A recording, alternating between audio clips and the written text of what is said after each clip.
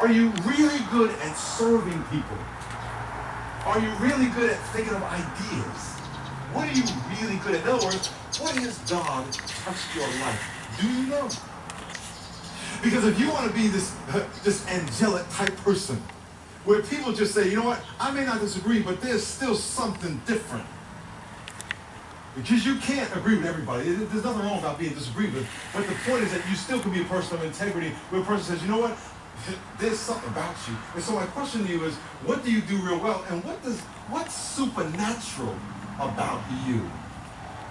What's when people say, now that person was designed for that? It doesn't have to be something big. It has to be something godly.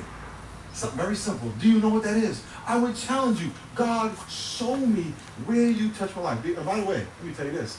God is not going to, every area of your life will not be like that. Some of y'all are really organized, but you should never be asked to speak in public because you just can't. Some of you have you can organize stuff, but you don't have any ideas of your own. That's okay. Because there are people with ideas the people with ideas need people to organize. And vice versa. Some of you have real good ideas, but you don't want to organize anything. And by the way, if you can't do something, we shouldn't criticize the people for what they can't do. Because they weren't designed to do it. We should be praising them, encouraging them for what they can do. That's how the body works. The mouth never criticizes the eye because the eye can't talk. The eye should never criticize the mouth because the mouth can't see. But they work together to get the message out.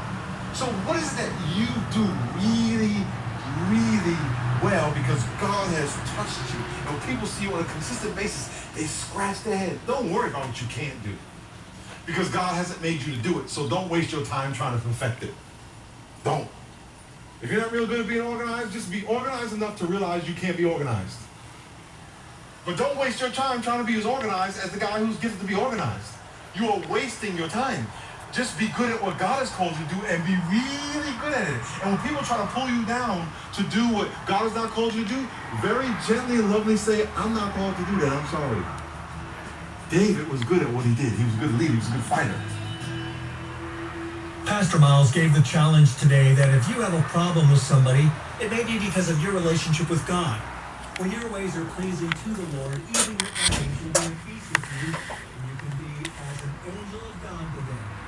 You may not agree with your enemies, but you should be able to come together with them without compromising who God's calling you to be.